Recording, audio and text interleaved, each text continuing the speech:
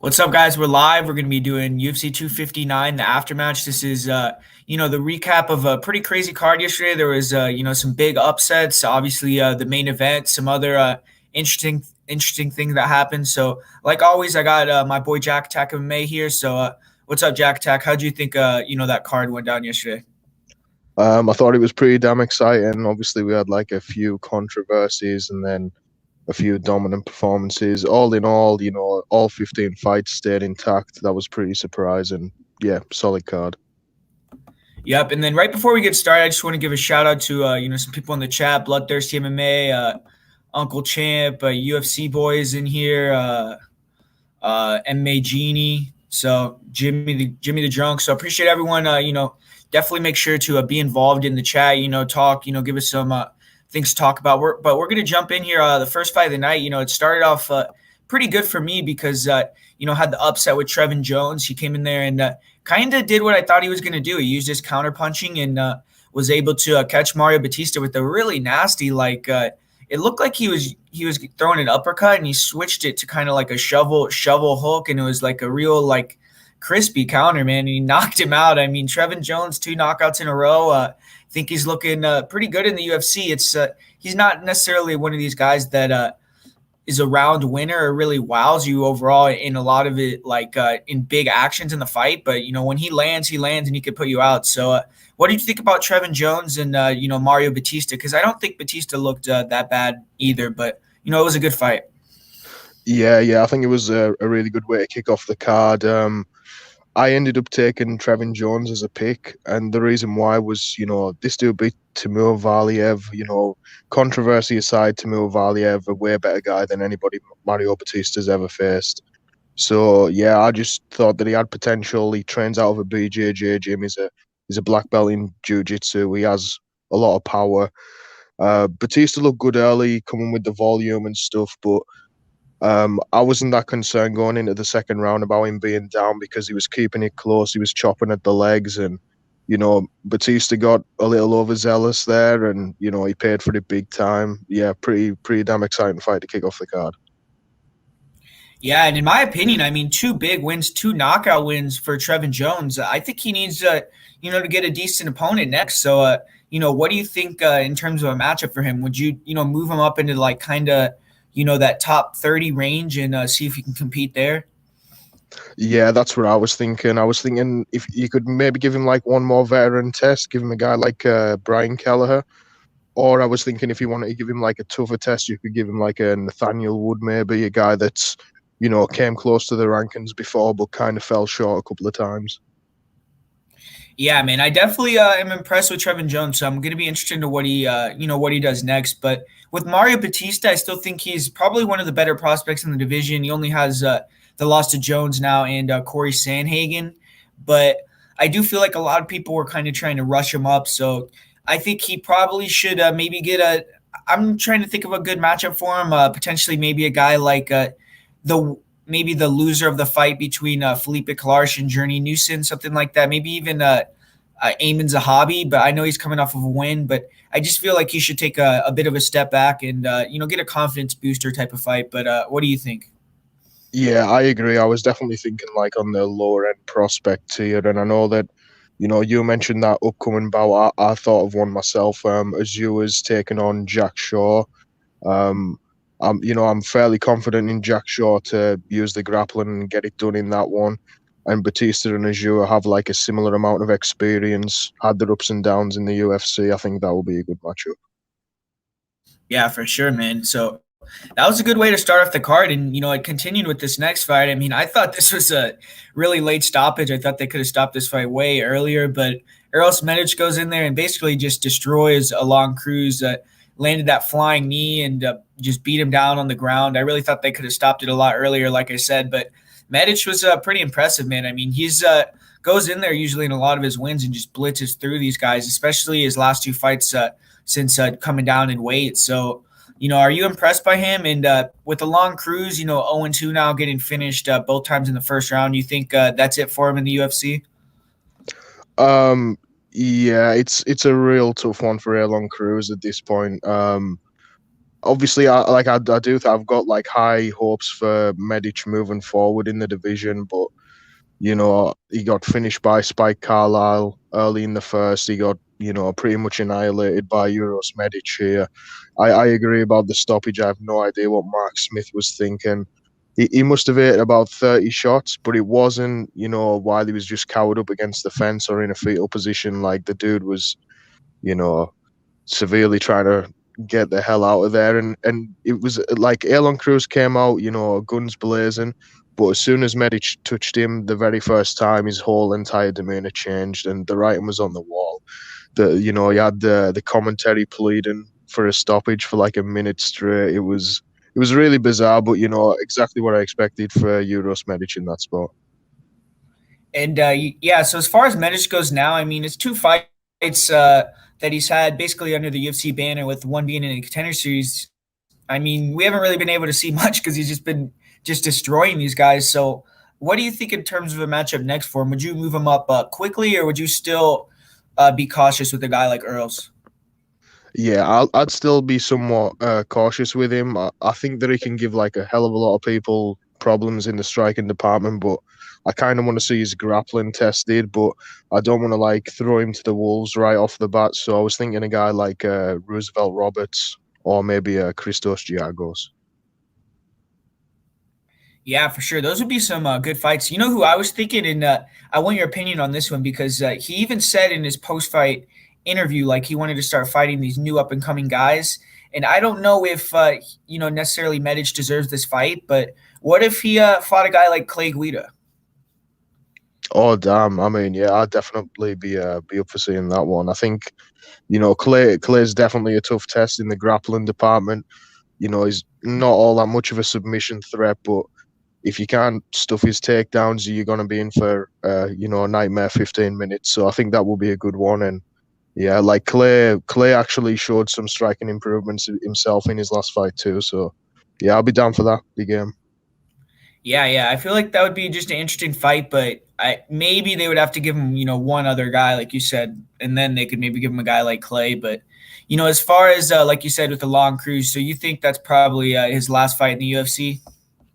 Well, it's a tough one for him in many ways because it's like if you keep him, where does he go? Because he lost at 145, moved up to 155, lost in even more brutal fashion at 155. So if you're gonna keep him, I would give him like one of the smaller lightweights. Um, I was thinking maybe Justin James, but man, Justin James might already be gone for all I know. So yeah. Yeah, it's definitely a tough situation for him. I'm not really 100% sure if they're going to keep him around, to be honest. But yeah, this next fight, too, man. I mean, another knockout. The card started off really awesome. I think the first 5 fights were all finishes, but I thought this was actually going to be a bit of a closer fight. I did pick Amanda Lemos to get the win, but I felt Lavinia Souza was going to at least be able to.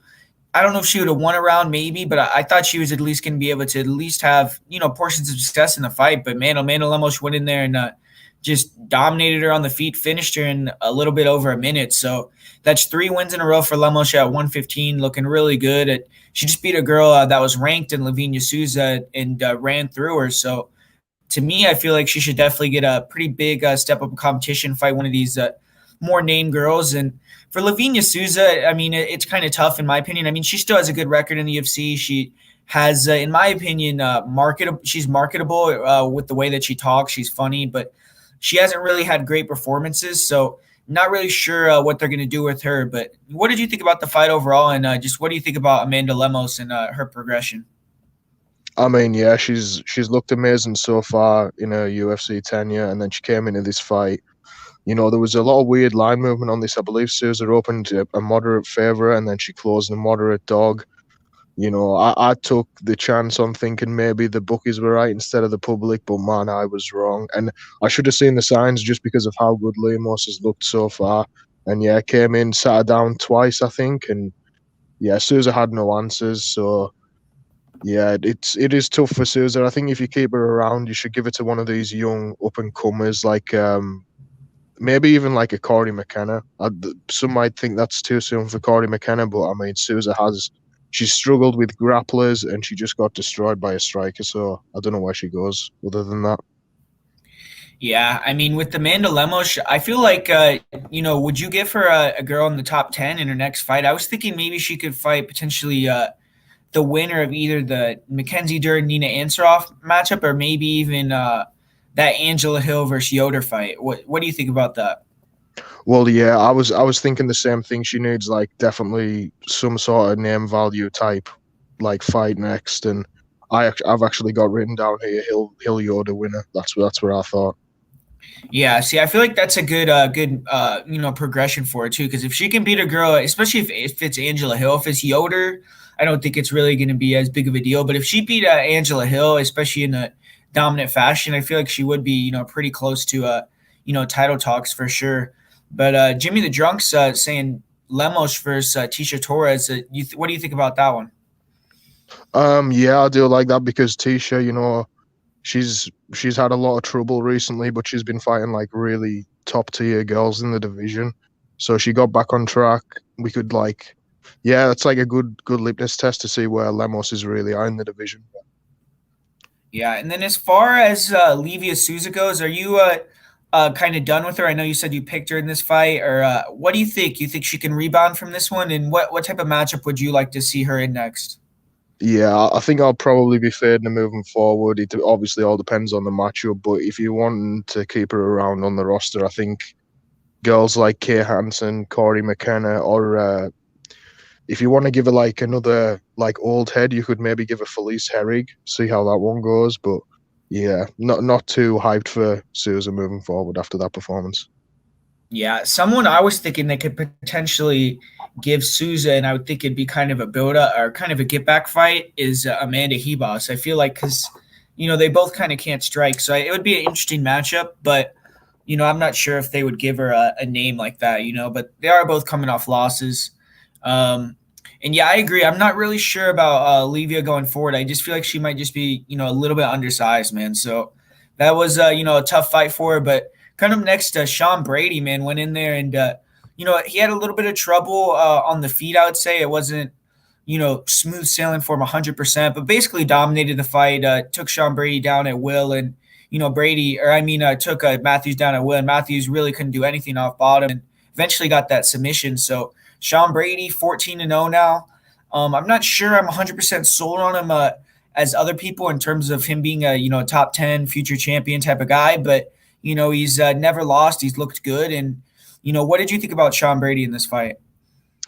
Yeah, I thought he looked pretty damn good. I'll be honest. I think Jake Matthews is it's kind of hard to place where he's at because he's been fighting guys that aren't the best of wins, but he's been pretty dominant with the way he beats them. And Brady pretty much did to him what he usually does to these other guys. So I was kind of impressed.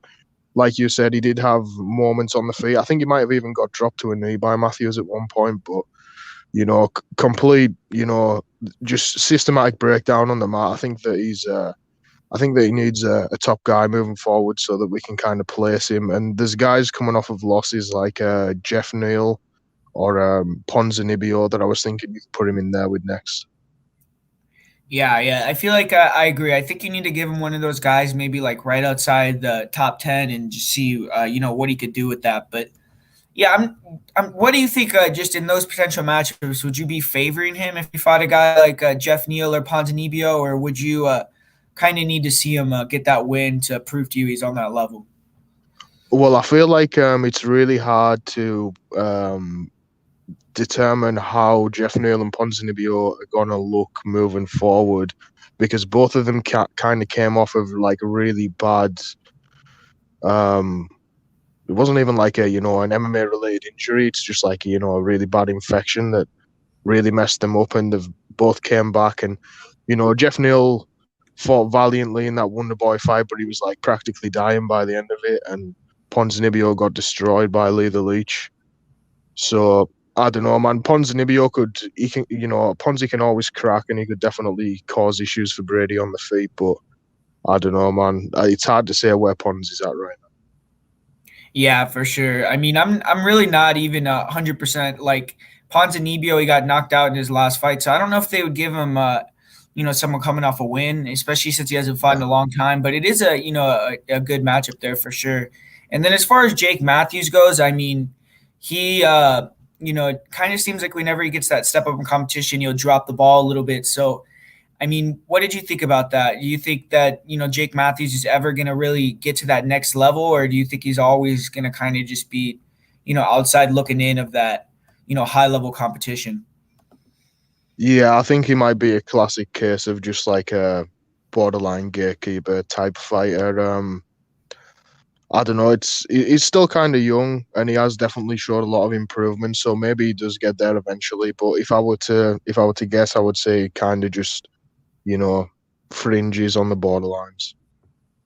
Yeah, for sure. I mean, I feel like Matthews, like you said, he can beat some guys that aren't really, high level, but I just don't know what he's gonna. I don't know if he's ever gonna really, reach his potential. To be honest with you, but I do think he's gonna stick around and get fights. So, I mean, it's hard for me to really, matchmake him just because I'm not really enthused about the guy's next fight. But I mean, what would you give a guy like him going forward? Well, actually, I think I'll be able to make you enthused about his next fight because there's another guy in the division coming off of an L, but he typically does really well. Hannibal, Claudio Silva. Okay, yeah, see that. Okay, yeah, maybe I would be interested in that fight, right? Yeah, that would be a decent fight. I mean, I don't even know who I would pick in that fight, though, to be honest with you. But yeah, It's a tough one because I feel like skill for skill, Hannibal is probably the better fighter, but I mean he's really aged quite a bit at this point, and I think that Matthews is definitely better in terms of cardio down the stretch. But saying that, Matthews in his last couple of losses, he's kind of been out hustled and got finished late, so it's an interesting one. yeah, for sure. So yeah, I mean, as far as Jake Matthews goes, I think those are kind of the matchups that he should be in, though. But yeah, this next fight, man, I mean, I don't know. Talk about a guy with, in my opinion, had horrible fight IQ and Carlos Ulberg against Kennedy Nzechukwu.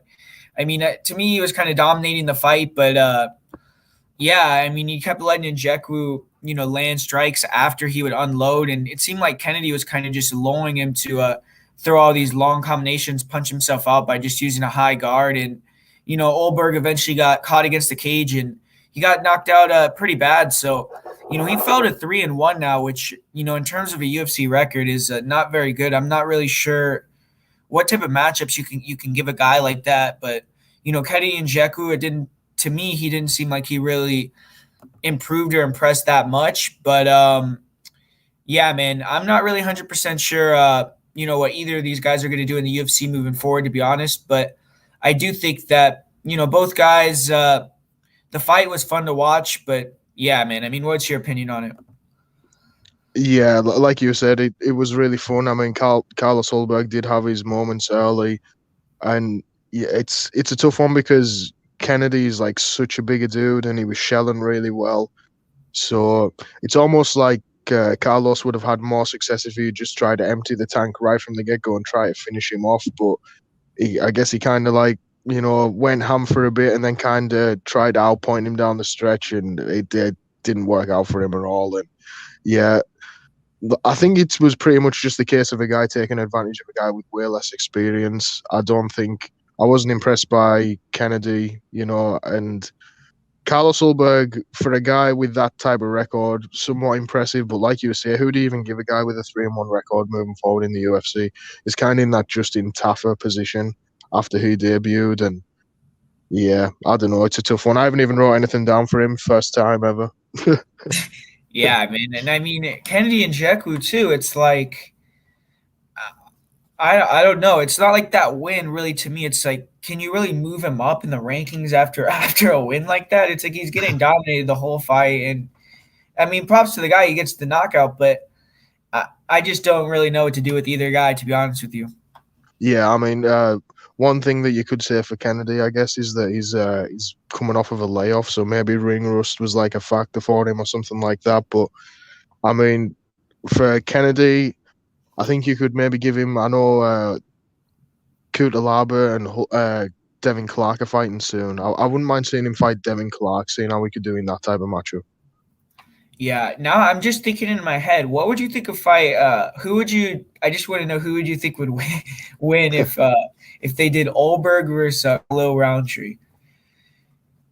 Oh my word! Yeah, like that. First of all, if they keep him on the roster, that's definitely the matchup to make.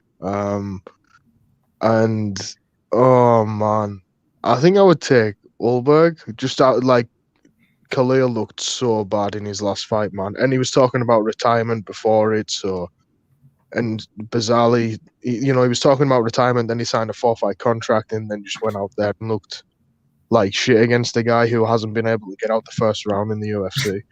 So it's a tough one, man. I don't know. I'll maybe take Ulberg again. Yeah, and here's another one. Jimmy the Drug. He said Ulberg versus Mike Rodriguez. I mean, man, another guy that's a flaky guy, right? Yeah, I don't know. I would maybe take Slow Mike in that one, but again, it's a really tough one. In fact, no, I'm gonna take Ulberg. I'm just gonna keep taking this 3-1 dude. Yeah, man. But shit, I think we talked about that fight for too long, so we're gonna move on to this Tim Elliott, Jordan Espinosa. I mean, yeah, there was some bad blood going into the fight. There was some. I think you showed me some bad blood during the fight, but man, I mean, one-way traffic in the fight. Really, Tim Elliott was able to just bully Espinosa, take him down at will, and Espinosa, stayed tough. He didn't get submitted. It seemed like there was parts in that fight where Tim Elliott was close to getting the finish, but you know, just a dominant performance by Tim Elliott. He looked really good. I mean, this is probably the best he's looked in his last few fights. So, what did you think about Tim Elliott? And do you think he can start to string these type of performances together, or do you think it's just Jordan Espinosa, isn't very good? I think it's probably somewhere in between the two. I think Tim's kind of older and aging a bit now, and he's getting more crafty as that goes on. But I think the higher end of the division guys are going to be able to take advantage of that. But yeah, in cage dominance and yeah, like one of the things I noted in the face-offs was Tim Elliott looking Jordan Espinosa directly in the eyes, which I found completely unusual because I've never seen him do that before. He always stares at his opponent's feet, and then obviously we found out in cage due to like some recorded audio that there was some severe bad blood between the two, and yeah, awesome performance for Tim Elliott and terrible performance for Jordan Espinosa. Yeah, man. I mean, as far as Tim Elliott goes, I know you said you don't think he'll be able to beat the top of the division, but do you think he's earned, the chance to fight another top guy again? I don't know. It's a tough one because I kind of feel like the guys that he's been beating, like Ryan Benoit and Jordan Espinosa, these aren't top 10 guys. So I feel like he should fight one more upcoming guy before he gets a shot at the top of the division.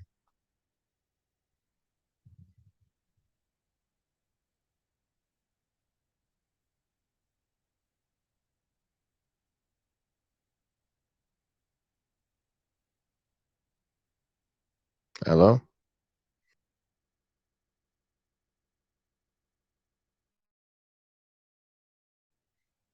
yo, Guru. I think we lost Guru temporarily. Check on the chat. Hello. Yeah, exactly. Touch. Hello.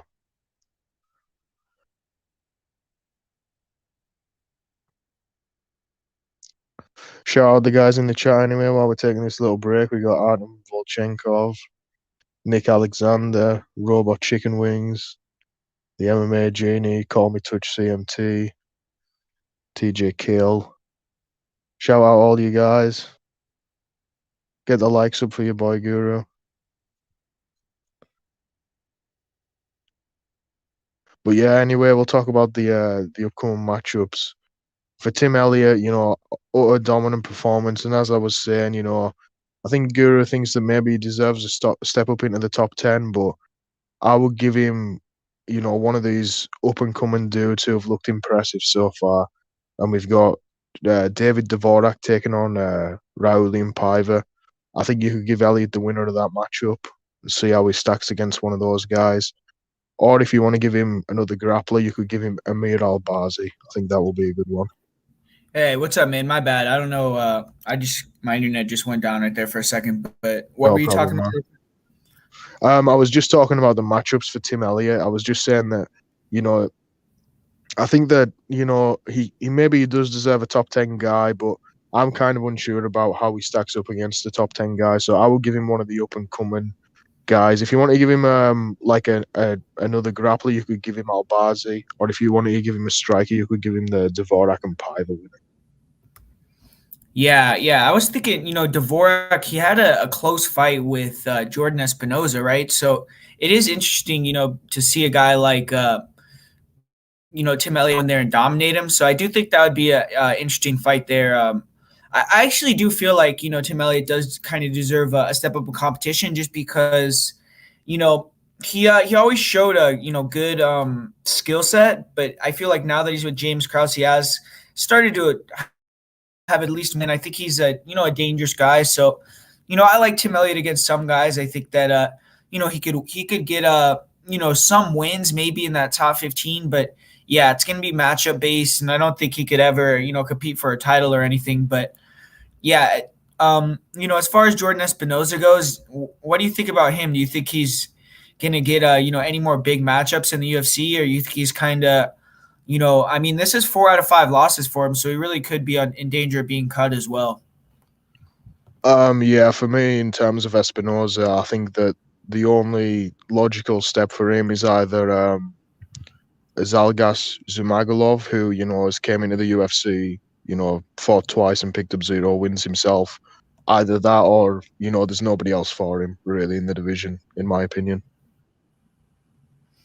Yeah, for sure. I mean, I don't really know what to do with Jordan Espinosa, man. I mean, it seemed like he came into that fight motivated, but when he was in the cage, there was not really much he did. So, yeah, moving on to the next fight. This was a great fight. Kai France and Rogerio Bontorin. I mean, Bontorin looked like he was pretty close to getting the submission a couple times. Really dominated the first round, but right away when Kai France was able to get back up to his feet, he landed a nice combination. Really rocked Rogerio Bontorin, and the ending of the fight was a little weird. I don't know what Herb Dean was doing. I don't know. He didn't want to stop I'm not really 100% sure what was going on, but I mean, what did you think about the stoppage and just the fight overall? In terms of my opinion, I didn't really see or I didn't see a lot of progression in Kai France. He just went in there, landed the big shot, and besides that, I mean, it's like he didn't really look very good. And Bontorin, a tough loss for him, but yeah, what's your opinion on the fight? Yeah, it was kind of a weird one to predict going in, and yeah, Bontorin obviously came in. Kai Kara looked kind of puzzled, and didn't have the timings or read whatsoever, and Bontorin almost got there. He got the dominant positions on the back. He had the hooks in, and he was fighting for the choke multiple attempts, and Kai just managed to work his way out of it. And I think he was kind of concerned about getting himself back in that position again, and he just went, swinging for the bleachers and, face down, face planted him. And I was kind of I didn't have no idea what was going on with the stoppage. I seen that, Kai Kara ran back over as if he was going to hammer fist, and then Herb jumped in to stop it. But yeah, bizarre ending. Yeah, and then Bontorin, I don't know if he thought like they stopped the fight and he was like taunting him, or I don't know, but he was like he was pissed. He threw his mouthpiece and all that. But yeah, weird ending. What did you think really about Kai Kara though? Were you impressed with that performance? I mean, I guess he showed good submission defense, but I mean, what did you think about Kai Kara? I don't know. I think the reason why it was hard for me to predict is because Bontorin's kind of looked good so far in the UFC, unless he's faced like pretty high level grapplers, and Kai Kara France ain't that. But like you said, he worked his way out of the positions and he got the knockout. So it's really hard to get much read going forward. I think in the post fight interview, he said he wanted to like face some of these rematches of guys that he's lost to. So. Yeah, I mean, what do you think if he went in there again with a guy like Brandon Moreno or Brandon Royval or someone like that? It would be any different, or you think he would still kind of just be outclassed in there? Brandon Moreno, I think, is kind of, that's like a step out of his league. But the Roy Val fight, you did catch him early and hurt him bad. So maybe they could run that one back. But I mean, I don't know. And it was a hell of an exciting fight for as long as it lasted too. But I highly doubt they run it back. Yeah, I mean, I don't know. I mean, that flyweight division is pretty entertaining.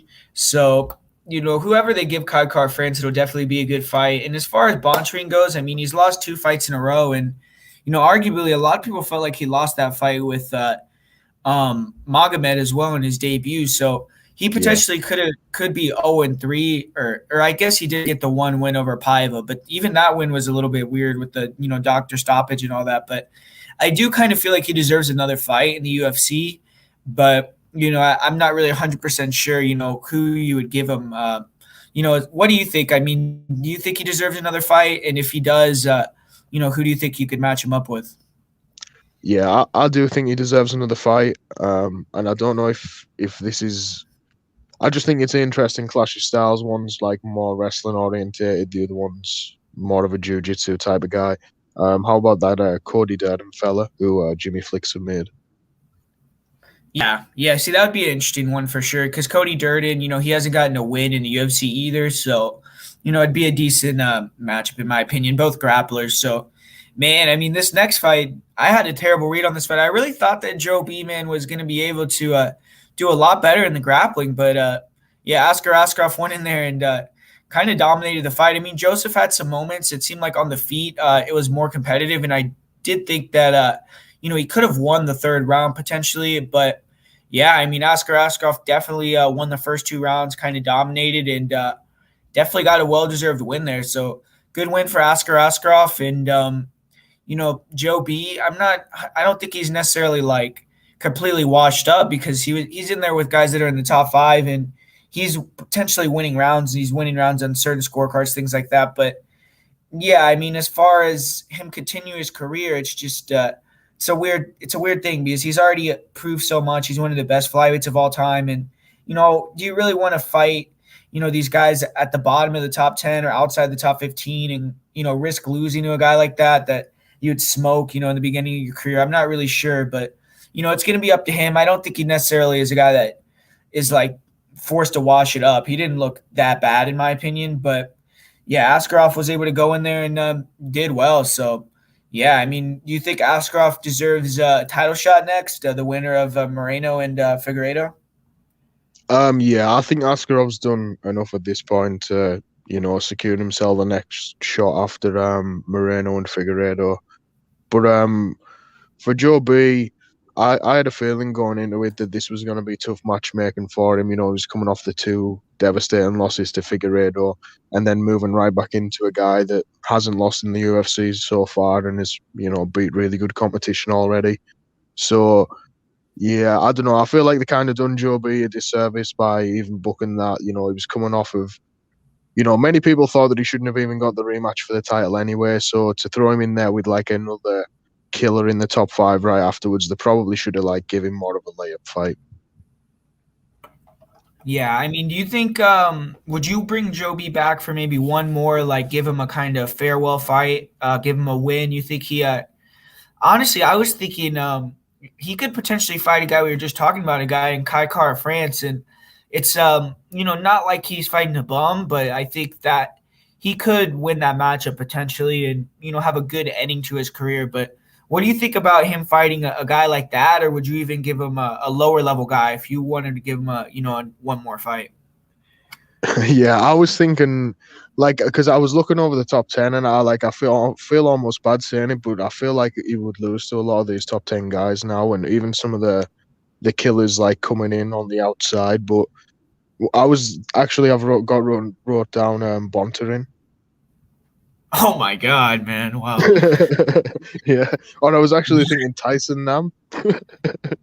Ugh, yeah. See, those are the type of matchups I mean. Like, I don't know if I would even want to see like him give Like, him cause like at that matchup. like you said, I could see him potentially winning against a guy like Kai Kara France, but if he can't get the takedowns, I could also see him getting knocked out by a guy like Kai Kara France too. And is that really the one where you want to go out? Yeah. I mean, Yeah, it's yeah, I tough. just He's in a bad spot, man. It's not for good. sure. Yeah. Yeah, I mean, yeah, I don't know what he wants to do coming forward, but man, I mean, he had a great career, so good on Joe B. Good win for Askarov, and this next fight, man, this is one of my favorite fights on the card the whole night. I mean, I feel like it's getting under not talked about enough. Kyler Phillips Yadong Song, really competitive fight. I felt it was a real high level fight. Both guys, showed really good skills. And Kyler Phillips, impressed once again, man. Went in there and, in my opinion, he got the well-deserved unanimous decision win. He was on the back foot the whole fight, and Yadong Song definitely landed a lot of bombs. I mean, the rounds are close, but I thought Kyler, kind of won with his grappling. He was able to get some takedowns, and I thought that was the difference in the fight. So great win from Kyler Phillips, man. He really, continues to impress. And for Yadong Song, that was his first loss in the UFC, but his last 3 fights, he could be on a 3-fight losing streak. So what did you think about the fight and just both these guys? I agree with you. Like a really fun, exciting fight. I really questioned whether Kyler would be able to go in there and look as good as he has against his prior opponents. And I guess he answered that question because, yeah, I like, although all the rounds were really close to me, I think that Kyler definitely secured the first 2 at least. So, yeah, I would, I was very impressed with Kyler. And it is tough for Yadong because, again, another really close fight that this guy's in. It seems like all of his fights are incredibly close. So I was thinking for him, you could give him a guy who also has a ton of close fights, Casey Kenny. Oh, yeah, I would love that fight. Casey Kenny versus Yadong, because, man, I mean, we're about to talk about Casey Kenny. He was in a pretty fun fight as well. But, yeah, that's a great matchmaking because both those guys, definitely come to bang for sure. And then as far as I'm pretty sure that isn't Kenny one of Phillips's teammates as well? So there's almost like a little bit of story there.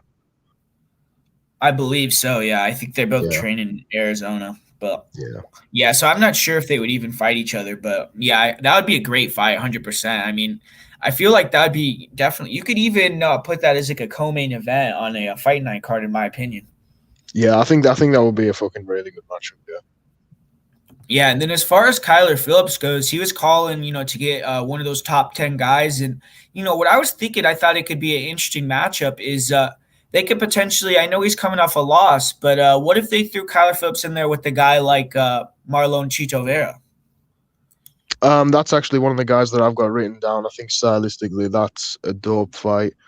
I think that will be the more interesting one. My other alternative was a guy who, again, coming off of a loss, but Cody Stamen.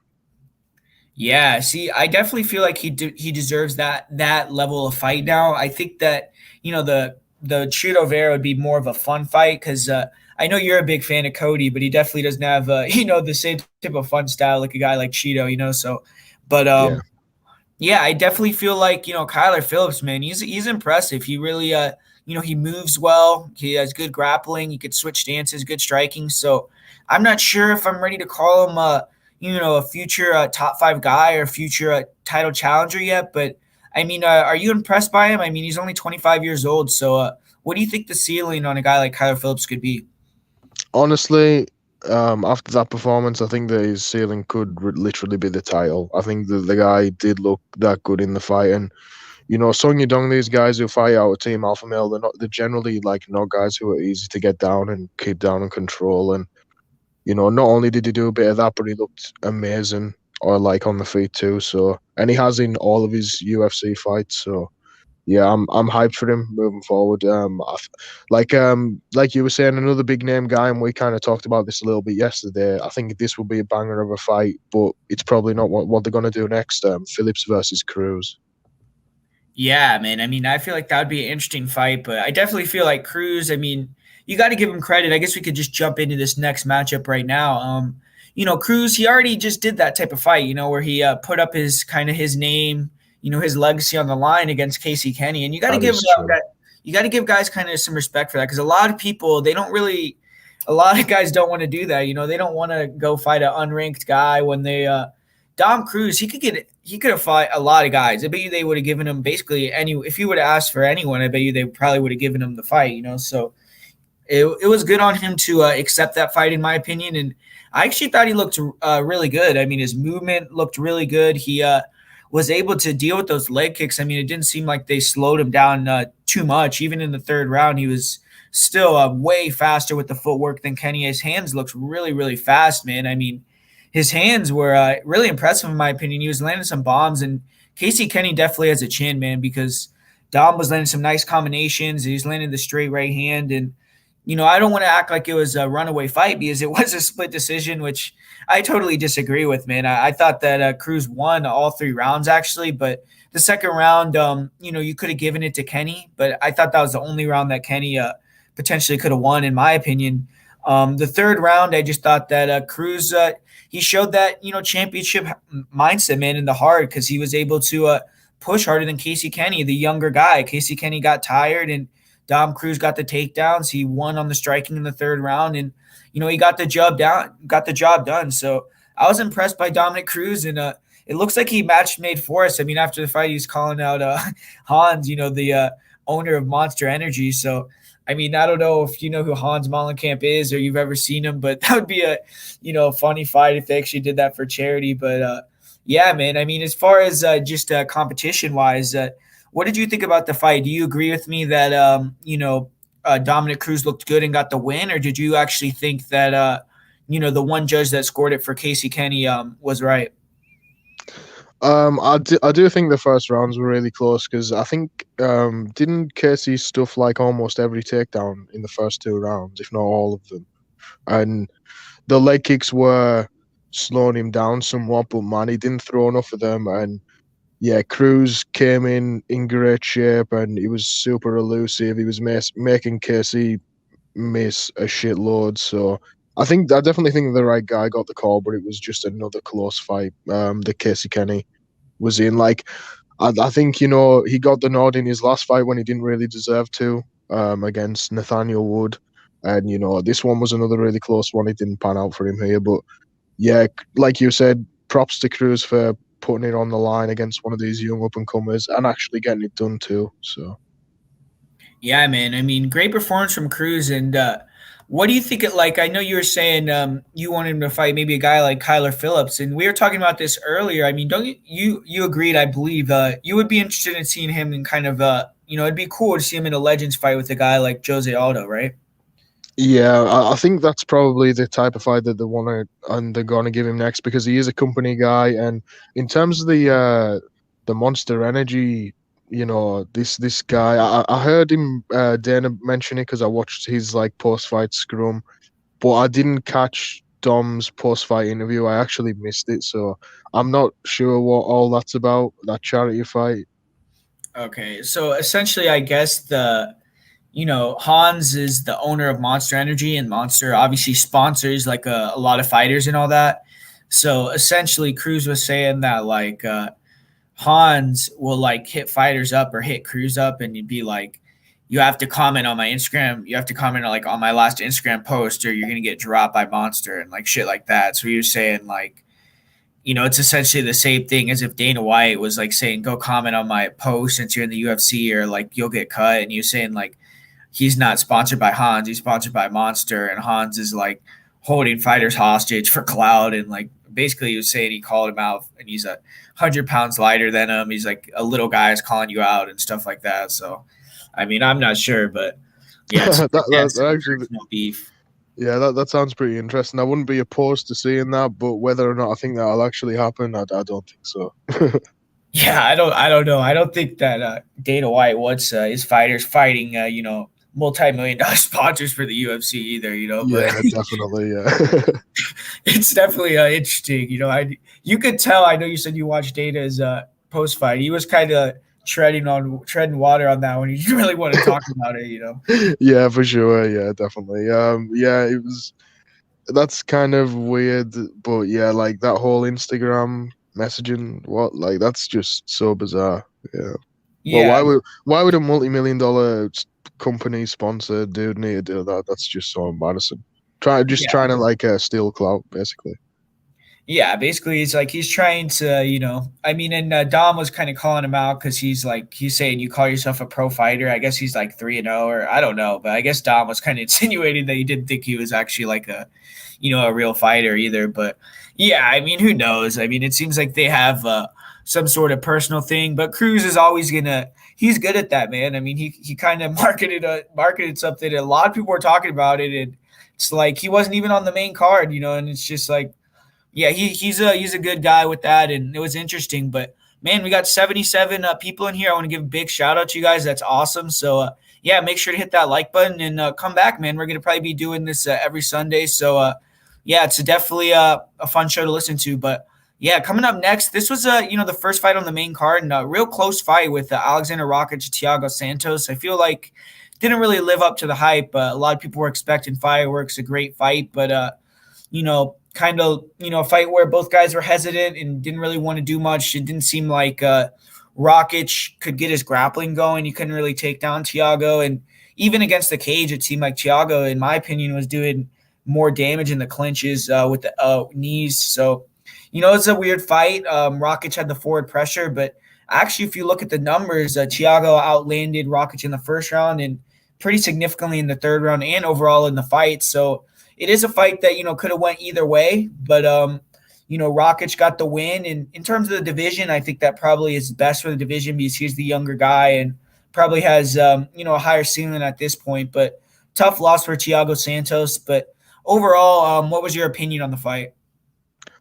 Garbage, terrible fight. I think that, yeah, I thought that Rakic kind of edged out the first two rounds. I didn't look at any striking stats or anything, but just from watching the fight, it felt as though Rakic had like the range and the control, and yeah, marginally won the first two rounds. Pretty much nothing happened the whole time, and then Thiago did come out and dominantly, well, not dominantly, but decisively win the third round. Yeah. Yeah, so I mean, both guys, I don't think you can really say they're stock raised from that fight. And in my opinion, I mean, Rakic, man, he's had a lot of boring fights in the UFC where, I mean, just not a lot happens. I mean, he's just a big guy.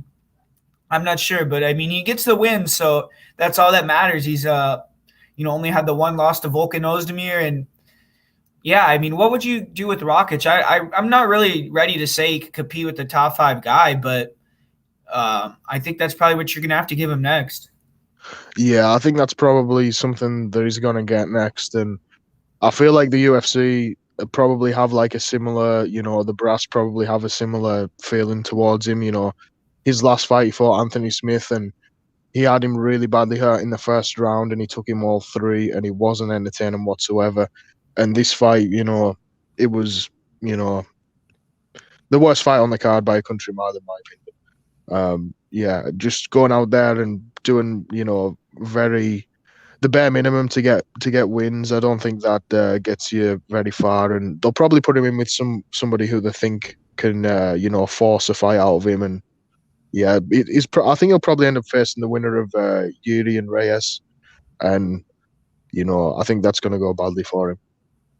Yeah. I mean, I feel like that's probably the type of guy that he needs to fight next. And as far as Thiago Santos goes, I mean, 3 losses in a row, but I still feel like the guy's dangerous if you put him in there with anyone in the division. And yeah, this one just didn't pan out for him, but still definitely interested whenever Thiago Santos fights. And yeah, I'm not really sure what they're going to do with him, but would you give him a guy like even outside the top 15, top 10, or would you still kind of try to match him up with another guy in the mix? I'm not sure what his current ranking is, but I know that Krylov obviously just came off of the loss to Magomed Ankalaev, and Krylov's kind of that guy who's been pretty inconsistent his entire UFC run. So, yeah, they could maybe put him in there with Krylov. Yeah, and then Zach, hey, that's actually another interesting fight. What would you think about that one if they did Rakic versus Magomed Ankalaev?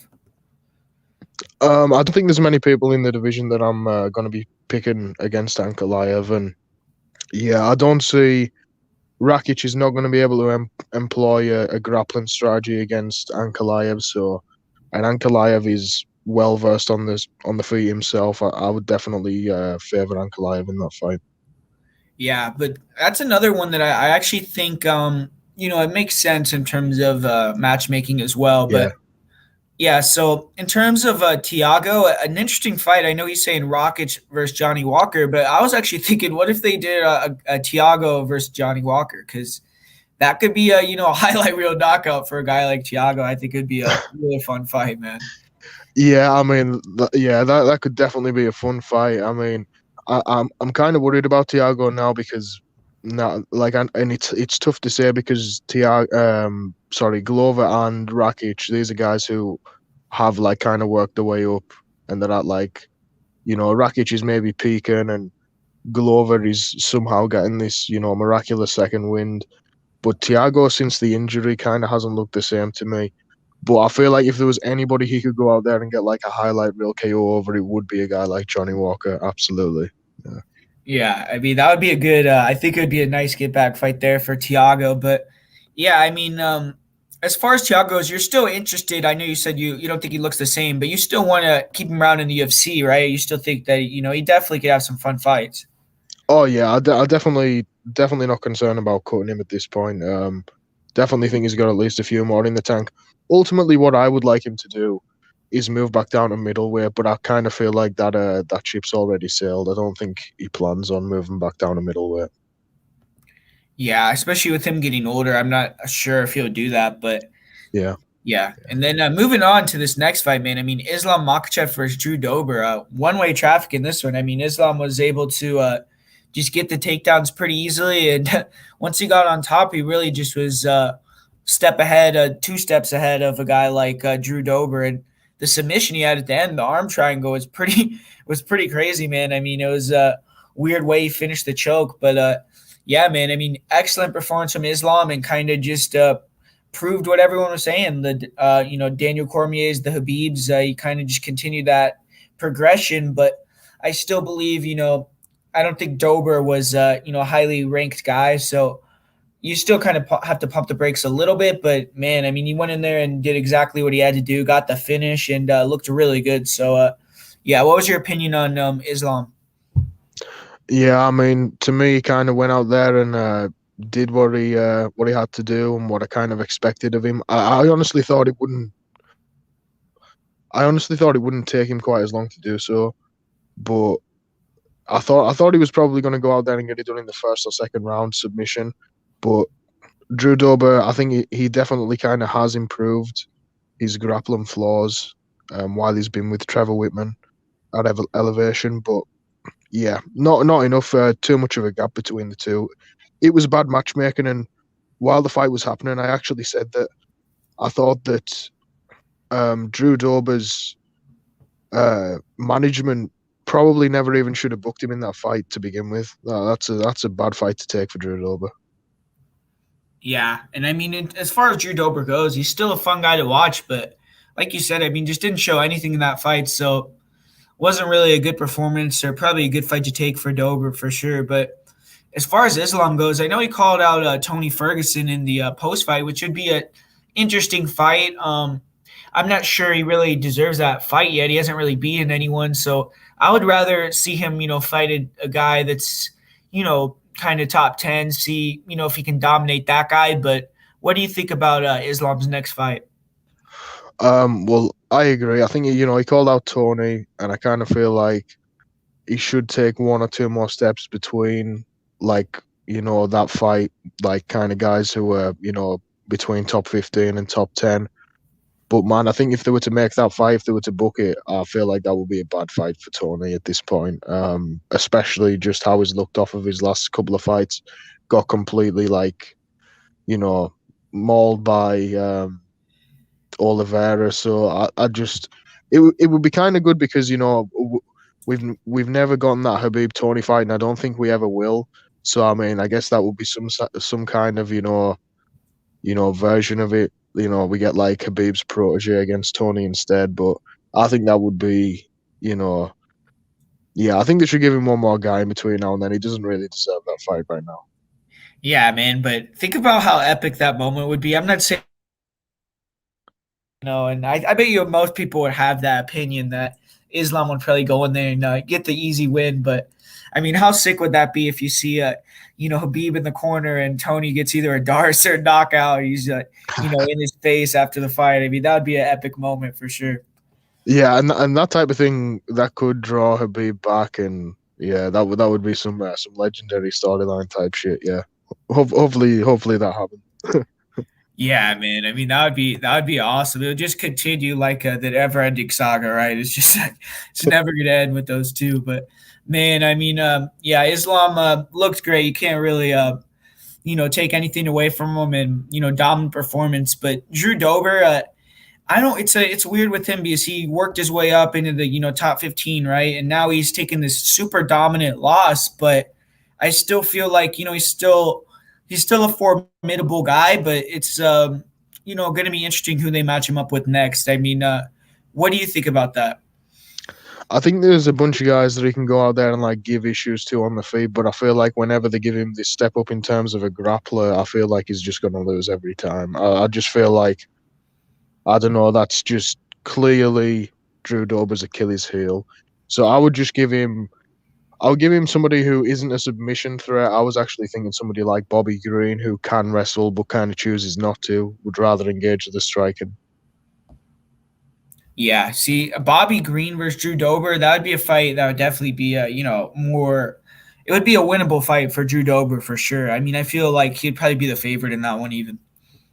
Yeah, probably. And I seen somebody put it up there. RDA's like was originally scheduled to fight Makhachev to begin with, so they might go ahead and rebook that one. Like I think that's another one where it's like RDA is going to be a lot more highly ranked, but he's only beaten Paul Felder since he got back to lightweight. He was on a skid before that, so they might look to rebook it.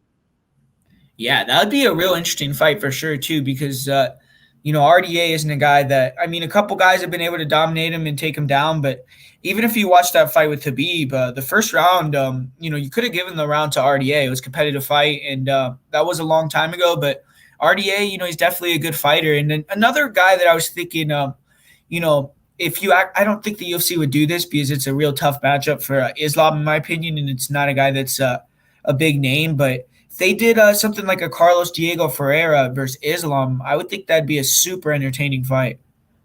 Yeah, that was one of the ones that I looked at, but I was thinking the same. I don't know if they would want to risk Islam on a dangerous guy like Carlos Diego, but I don't. It's maybe a logical next step, so they might end up booking that. Yeah, I know someone's saying here Dober versus Ferreira. That would be another real interesting fight too, right? Because Ferreira, even though he's a jiu-jitsu guy, I mean, he likes to keep it on the feet in a lot of his fights. Yeah, I mean, I would like to see it, but at the same time, I feel like again, if you drew Drober's management, that's the last kind of fight you want. You want to fight anybody but somebody with like a jiu-jitsu base.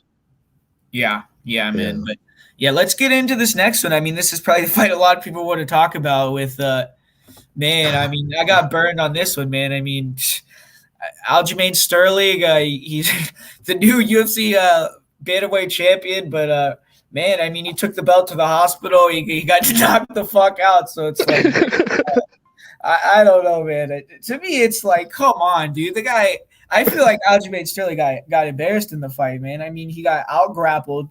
He gassed out in the first round. I mean, Petr Yan looks great, man. To me, Petr Yan is clearly head and shoulders above Aljamain Sterling. And man, I mean, I don't know. You were talking about earlier too, and it's like everyone or a lot of people that listen to my channel, they know that Jose Aldo, he's my boy, right? And people are saying like Aljamain Sterling would go out there and just destroy Aldo, and Petr Yan, he beat above to win the title. It's like, dude, like, come on, man. How about we put that to rest now, right? It's like, God, I think Aldo would destroy Aljamain Sterling, man. And yeah, I mean, I thought Aljamain Sterling, yeah, what I thought was going to happen before the fight kind of happened. I thought, Aljo was going to get embarrassed in there. And yeah, he put on the whole show too after the fight. He threw the belt on the ground. He was crying. And then you see him, 20 minutes later, at a party, with the belt on his shoulder, cheering. And he's so happy. But, man, I don't know, man. I mean, kind of put a bad taste in my mouth. But you gotta blame Petr Yan too. He threw a blatantly illegal shot. So yeah, I don't really know. I thought he was gonna get either finished or really just get dominated in that fifth round. But yeah, man. I mean, Aljamain Sterling, the UFC champion. What do you think about that? Yeah, I definitely see your perspective and probably like the entire like country of Russia's perspective, but like I, I've got to go the other way, and I've got to say that Aljamain Sterling went out there. He made history. First UFC champion to be crowned via disqualification. You know, he was in a he was in a position where he was in an unwinnable fight, and he found a way to win. And it was through, fighting is all about capitalizing on mistakes, and he capitalized on Piotr Jan's mistake. It's that simple. But yeah, I mean, there was no question the writing was on the wall. He was gonna lose. And he had two performances that night. The first one wasn't very good, and the second one might have been worse. But yeah, like, I don't know, man. Like, it was illegal. It was a big shot, but I think Alan Crowder reacted less dramatically when he got hit by a knee by Greg Hardy. So I mean, I don't think that Aljamain was actually as hurt as he wanted people to believe in that moment. And not only that, but like 2 minutes later, he's in the post-fight interview. He's telling people that he's down 2 rounds. So like, he knew he was in an unwinnable position, and he found a way to win. He's got a big rematch on the horizon, and he'll have like a big following of people who call him a paper champ and stuff. But people are talking about him, so that's all that matters to Aljamain. So, and he gets the big money rematch. But man, what a shit show! Unbelievable. And yeah, it was a great fight for as long as it lasted. Aljamain came out like a bat out of hell, but man, like, he was never going to maintain that pace for 5 rounds, and Piotr Jan was living up to the No Mercy title. But man, that was literally like a real noob type fail on behalf of Piotr Jan. I know that he said there was some confusion between him and his corner, whether or not they told him to throw it. But I mean, if I know that you can't throw it, and I've never, fought a single MMA fight in my life, then how does Piotr Jan and his corner not know that he can't throw that in that moment? It just a shit show of a scenario, but Aljo capitalized. Hats off to him. Yeah, man. And I mean, you see Aljo's comments after the fight. I mean, do you think he's just trying to build up the rematch, or he really believes what he's saying, it was a close fight and all this stuff? Like, I mean, to me, I don't know. I wouldn't be talking, but what do you think? I don't know. It's a tough one for him, because I feel like he went out there real hard right off the bat, and he kind of had some success. He caught Jan with a flying knee or two, but as the fight progressed, he got sloppier. The output started waning, and he started trying to just weigh on him more and more and stall out the fight, and just he was in survival mode, as far as I could tell. So he either needs to come out even more aggressive in the rematch, or learn to pace himself correctly for 5 rounds. But either way, I kind of feel like he's in an unwinnable spot again, unless Piotr Jan decides to cheat again. Yeah, man. I mean, just in my opinion, I mean, if you look at that first fight, it's hard for me to see any way that Aljamain wins the second fight, because unless he lands a flying knee in the first round and knocks him out, I don't see him being able to lower the output and win like a striking battle. And he obviously was. I mean, Petr Yan was clearly the better grappler. He out-grappled him. No question. No question. So, I mean, I don't know, man. I don't think that necessarily besides him getting a first-round knockout with a flying knee, that's the only way I could see Aljamain Sterling win in the rematch. Yeah, I've heard a few people's takes on it. I think he's going to be in the -250 range. He might be even higher in the rematch. He really might. Yeah, man. And to think, I mean, this was a fight before the fight where, basically all the money came in on Aljamain Sterling. And, he was basically, I think the line was even at the end of the night. So, I don't know. I mean, there was a lot of hype on Aljamain Sterling, but I think he kind of, I don't want to say he got exposed, but I definitely feel like he, Petr Yan, even though it says that he lost on paper, he kind of proved his point that, he's head and shoulders above a guy like Aljamain Sterling. Yeah, I think a big question for people going into it was, the people who Jan had beat to get there. And obviously, I consider Aldo a great win, but people put that into question now. And his other notable wins were guys like Uriah Faber, whereas Aljo was taking out guys like Jimmy Rivera, Pedro Munoz, Corey Sandhagen. So I think it was people kind of going with the guy who had beaten the better guys, but what Jan's been doing in those performances was way more impressive, and he kind of showed in that one. Just the dude literally is one of the few guys who lives up to his ring name. He just goes forward the whole time and puts you through hell the whole fight. Yeah, and then as far as Petr Yan goes, I mean, do you think this is 2 fights in a row? Now he's not the champion, but what would you think? Would you say he's the best bantamweight, or do you still think a guy like Henry Cejudo would be able to beat Petr Yan? I feel like a guy like Henry Cejudo could potentially beat anybody in the bantamweight division, but he needs to come back and show that. So in my mind, it's kind of ironic because Aljo's whole trash talking thing leading into this was that Petr Yan was the paper champion, and now in many people's eyes, ironically, Aljamain Sterling is just a paper champion now. So it kind of throws like a monkey wrench in the whole division, really. Yeah, man. I mean, talk about paper champions. I don't know, but yeah, we're just gonna move on to this next one. This was a tough fight. I got to echo the sentiments of DC, right? I mean, Amanda was in there. She was in a tough one in there. I mean, she probably had nightmares about that fight, but no, man. I mean, Amanda Nunes just went in there and fucking waxed this girl. Really, wasn't even competitive. Not sure.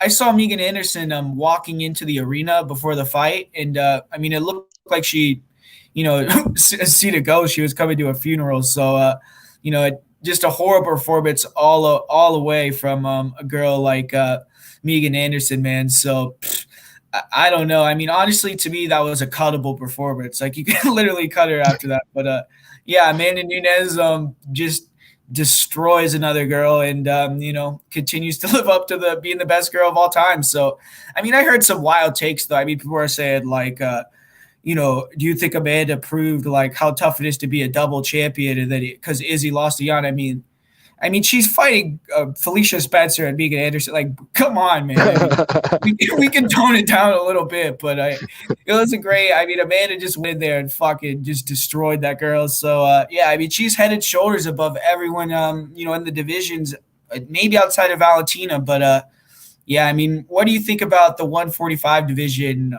You think they're going to keep it around? I mean, yeah, you pointed out a lot of good points. It's like, where do we even go from here at this point? And yeah, I heard a lot of wacky takes. I'm not going to put, name drop anybody or put anybody on blast, but I had people promising me that Megan Anderson was going to knock out Amanda Nunes. And I knew I would, I told this guy right before we watched it, I says, Holly Holm, Ronda Rousey, Misha Tate, Cyborg. I'll be damned if Megan Anderson's the one. And man, she just absolutely ran through her. Megan Anderson never stood a chance. And I mean, yeah, like you said, I wouldn't know about Kobol's performance because he is the GOAT. But at the same time, in terms of the division and the matchmaking, I've only got here's what I've got wrote down: Anderson versus Wolf. Lol. You wouldn't want to see Daniel Wolf go in there with Amanda? Oh man, yeah. See, like I don't know what we're doing at this point, man. Unless Daniel Wolf somehow goes out there and beats Felicia Spencer, I think the division's likely going to get dissolved because either that or they need to do an Ultimate Fighter and actually bring in some 145ers. Yeah, I mean, as far as Amanda's next fight, it's probably going to be at 135s, right? I heard they were talking about Juliana Pena. And I mean, I think that would be another sacrifice type of fight. But I will say, I mean, I do think Juliana, she's kind of one of these girls that has like a dumb confidence where I think she'll actually think she could win the fight. And she's not going to be like Megan, where I don't think she'll get run over in the first round. But I mean, I don't think it'll be a competitive fight either. Yeah, I agree. I feel like Pena could maybe last a little bit longer, but it would kind of be a pointless fight. The only thing I really want to see is the Shevchenko trilogy, but I don't know. I don't know if we're going to get that anytime soon. I mean, I know Shevchenko talks about it on occasion, so maybe that could be next, but there's really nobody left and nothing left for Amanda Nunes to prove at this point. What do you think about that from Touch? What if they brought in a girl like Kayla Harrison? Would you be interested in that type of matchup? I'm not 100% sure, but I know Kayla's was fighting at like 155. Would she be able to make the 145 mark? Because if it is, it's definitely something I'd be interested in Yeah, seeing. I'm pretty sure she fought at 145 in Invicta, her last fight. I'm pretty sure. Nice. Yeah, I mean, absolutely. Yeah, that's probably the only next step for Nunes at 145. A girl like Kayla Harrison, because that's one of the few kind of semi-big female MMA names outside of the UFC. So yeah, Kayla Harrison at 145, Shevchenko at 135. I mean, they could do Pena, but I mean, Yeah. really? Yeah, it's just kind of like, I don't know, a bit keep busy fight, right? And yeah, Artem, he made up a good one, right? Maybe they can give Megan Anderson, Casey Kenny, but no, man, we're just gonna move on from Megan Anderson. I don't know. Great performance from Amanda, definitely, the best female fighter of all time. But man, this main event, real interesting. Jan Blachowicz went in there, and that's 8 out of his last 9 times where he's been the underdog, and he's won the fight. So Jan Blachowicz, man, I mean, just a beast, dude. He resurrected his career. He's absolutely in my opinion, the undisputed light heavyweight champion. I know, John Jones left the division, but he just defeated a guy that never lost, undisputed world champion in his own right in Israel Adesanya. And yeah, man, I think, Jan Blachowicz deserves some respect, and that was an excellent win right there. I mean, I see some people saying they thought Israel Adesanya won, but I just disagree with that. I thought that Jan clearly, won 3 rounds. Some of the scorecards were a little bit funky, but definitely felt like Jan deserved the win, man. And yeah, for Israel, I'm not sure. I mean, it's kind of back to the drawing board because has beaten a lot of these guys at middleweight. So it's, in my opinion, he's kind of in a weird position because he's basically cleared out a lot of guys in his own division. And it seems like at 205, I don't think he wants to get in there with guys like John Jones or unless something changes. But what's your perspective on that? I mean, yeah, Israel got taught a lesson in size matters. Funnily enough, his coach Eugene made a point of it going into it that multiple times throughout his kickboxing careers, whenever he fought bigger guys, he lost. So that was kind of the test for him in this fight. And obviously in kickboxing, there isn't the variable of grappling, and Jan is not only the way more versed grappler and wrestler, but he's the bigger dude. So that definitely came into play the later the fight got. I thought Izzy won the first 2 very marginally. And then I thought Jan kind of decisively won the 3rd, 4th. And then I thought it was, kind of up in the air in the 5th. Israel done pretty well in the first half of the round. And then Jan just put the stamp on it and took the fight. And yeah, Jan definitely the deserving winner. It was somewhat close, but I don't know how you would score it for Israel really. So yeah, definitely congrats to Jan Blachowicz, the perennial underdog. The next big underdog story in MMA. Yeah, man. I mean, what do you think about Jan Blachowicz now, right? It's like this guy was on the verge of being cut from the UFC, and now when you think about it, I mean, if he gets a couple more wins as the champion, you could start to say he's one of the best light heavyweights of all time. So, I mean, what do you think about the career of Jan Blachowicz and just his ability to turn it around? Yeah, unbelievable. The fact that he came back and he started off terrible. I think it was like 2-4 or something like that, but he came back. He started, pulling it back, picking up wins. I remember, seeing him almost go out there and lose to Devin Clark before he found that standing rear naked in the 3rd. But yeah, then went on a tear, got back some wins in rematches, and outside of that one slip up in the Thiago Santos fight, he's looked kind of unstoppable. In my opinion, took out the guy who beat John Jones in Dominick Reyes, and John Jones is left the division, not very active anymore, and kind of been fighting underwhelmingly. So yeah, I mean, if he goes out there, he beats Glover and picks up a couple more wins, like we could be talking about him being the GOAT. And like you said, he once was on the verge of getting cut. So yeah, crazy. Yeah, man. I mean, you basically said it. I think that's definitely the fight that's next. I don't think we even have to really talk about that. Glover Teixeira versus Jan Blachowicz. I definitely think Glover earned his position there. And yeah, what do you think about that fight? Do you agree with a guy like Idada? Do you think that Jan would beat him easily, or do you think Glover has more than a chance there? I don't know. It's kind of hard to say because I feel like Glover presents more of a grappling threat than some of the guys that Jan's been facing recently. But at the same time, I consider the guys that Jan's been beating better competition than, Anthony Smith and Thiago Santos. And oddly enough, Thiago beat Jan, you know what I mean? But I don't know. It's a tough one. Glover's getting on. I'm just happy that after the fight was over, Jan made a point of saying that Glover's definitely next. Dana made a point of saying that as well. So we're all on board. There's no doubt Glover Teixeira is definitely getting the title shot, which is much deserved.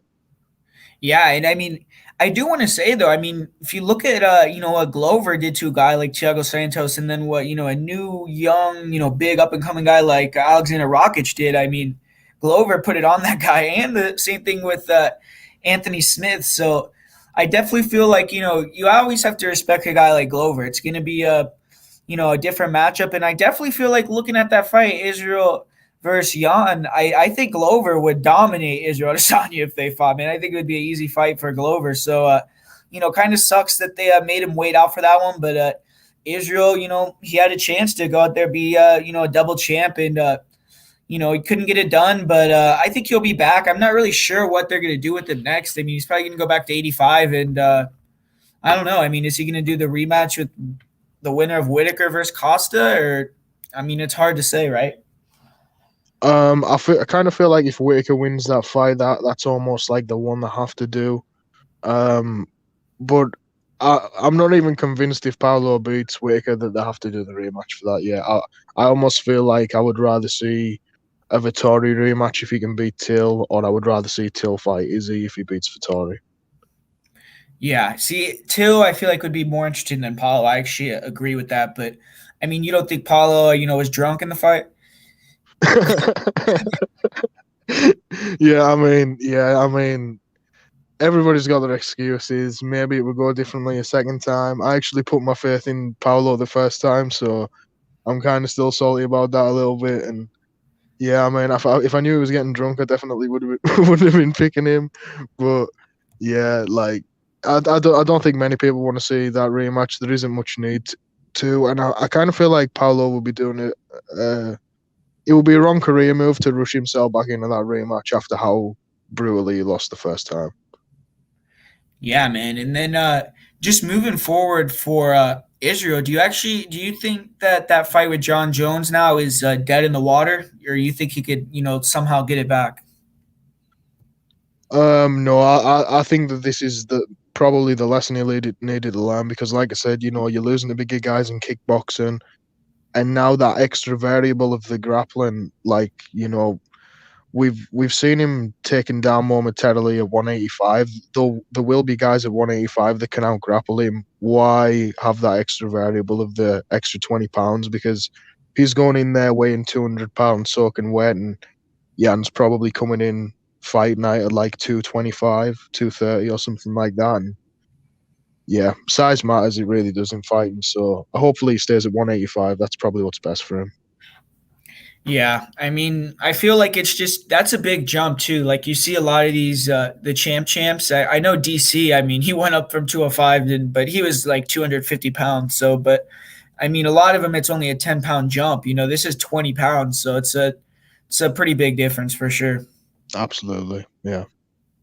But yeah, man. I mean, overall, it was an amazing card. And I mean, what were your thoughts on the card overall? Were you like very surprised that Jan got the win, or were you kind of giving him a chance? And then just overall, what was your favorite fight, and who are some people that impressed you?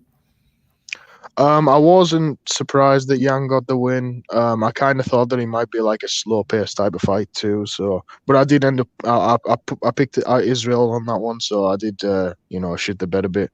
But in terms of most impressive wins, Elliott, I guess, deserves an honorable mention because that was pure domination. Shout out Dominick Cruz, who I completely wrote off at this point. I thought Askarov looked great against Joe B. You know, there was quite a few good performances. It wasn't a good performance, but that Kai Kara knockout was super exciting. Medic looked great. yeah, solid card. I'd probably give it maybe an 8.5 out of 10. Yeah, man, it was definitely a great card, a great pay-per-view. But yeah, I mean, this was awesome. We had the most people we ever had, in the chat. We had the most people we ever had live for this video today. So I really appreciate it, and I hope you guys liked the show. But yeah, gonna give Jack Tech the floor now, and hopefully you guys all can go subscribe to his channel. But he can tell you where you guys can find him. Yeah, guys, my YouTube channel's Jack Attack MMA. Also hit me up on Twitter and Instagram at Jack Attack MMA. Thanks for tuning in, everybody, and yeah, thanks for having me on, Guru. Been awesome. Yeah, man. So we'll be back next week. We're gonna be doing the breakdown for what's the main event for the card next week? For some reason, or Bilal Muhammad versus Edwards. So yeah, interesting fight. It's gonna be someone from England over there. So just early prediction for that one. Do you have a guy that you think is gonna win in that one, Bilal or Leon Edwards? We'll just leave it. We'll end the show with that.